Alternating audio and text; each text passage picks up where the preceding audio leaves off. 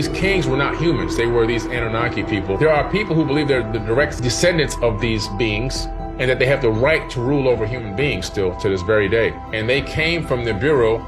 They got down to earth. And this is about 450,000 years ago, according to the tablets. The Annunaki, who are also the Atlanteans, that's the same people. The Atlantean is the civilization. Annunaki means those who came from heaven to earth. And they started off with this cloning system at first. So Isis says, I have an idea. She says, I'm going to take an egg from one of the women. And they took the egg and she cleaned out some of the genetic material. They added some of their essence to the egg. They put it in her womb. She took it to term 10 months. And then you see her in this famous cylinder scroll holding up this baby saying, my hands have created it. She gave birth to the Adamu, which means first man. So they put Adam in this Eden, E-D-I-N, and this Eden was this laboratory where they would have these mating rituals between the different peoples. And when they got Adam in there, they tried to mate him with these other ones. They made Eve. They mated them and bingo, it worked. Crazy story. That was about 200,000 years ago. They also genetically modified us by taking chromosome number 2 out of our body, fusing it together and putting telomere caps on each end to limit our lifespans. And scientists now, geneticists at universities, they teach this. They say, we don't know how this happened. It's an artificial mutation that would have taken millions of years to happen, but it happened about 200,000 years ago.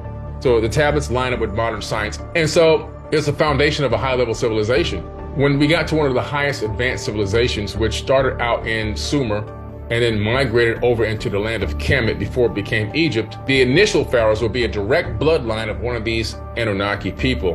When they relocated home base to the land of Kemet, they rebuilt the land of Kem out of the mud because there was a great flood. At this dawn of this new era, 36,000 years ago, the gentleman who started this, his name was Thoth, T-H-O-T-H. And he's known as a wisdom keeper. He's known all over the entire world, but he ruled over the land of Kemet for 14 or 16,000 years, roughly thereabout, according to the ancient Egyptians. And then he left there and went to Mesoamerica and kickstarted the Teotihuacan in Mexico City.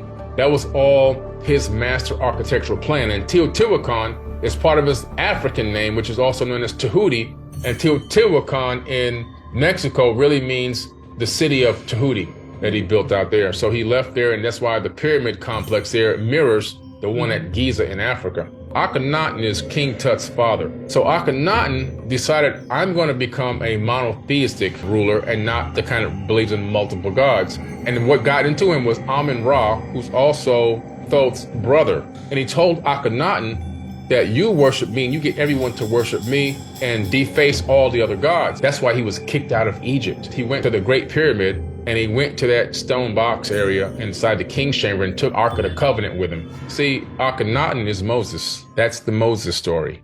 They ended up in the desert with the Ark of the Covenant, which is well noted and documented in biblical text. A super advanced technological machine. It was multi-purposeful. What it was capable of doing, it's a weapon, but it also has the capability of being a power source. The Great Pyramid itself is a power generator. It was built on top of an aquifer, and the water running underneath the Great Pyramid, it creates physiostatic electricity. Those ions would get pushed up into the Grand Gallery, and they had resonating rods in the slots going up the Grand Gallery. When it got to the king's chamber, some other type of fusion would happen, and it would then send the energy up through the apex, and the apex, which is now missing, would then transmit it out wirelessly to the obelisk, which then collect this ambient electricity. And if you had a JED, you can pick up this ambient wireless electricity. You can see the JED connected to light bulbs and so forth like a Nidera. I knew it wasn't a sarcophagus, but it's the same exact, I measured it. It's the same exact dimensions as what? The Ark of the Covenant. So when Akhenaten took that, he took the power source for Egypt. As time continued to go by, and they began to then handpick specific people to do specific things, and they would then create these genetically modified or bloodline people.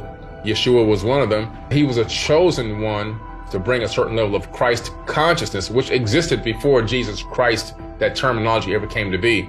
I put the New Testament where Jesus is speaking, and I put both the Atlanteans' words from the Emerald Tablets, and you see that Jesus is literally mimicking what he learned from the ancient mystery schools, which he learned directly from the Egyptian mysteries from Thoth the Atlanteans' teachings. The real text is 36,000 years old.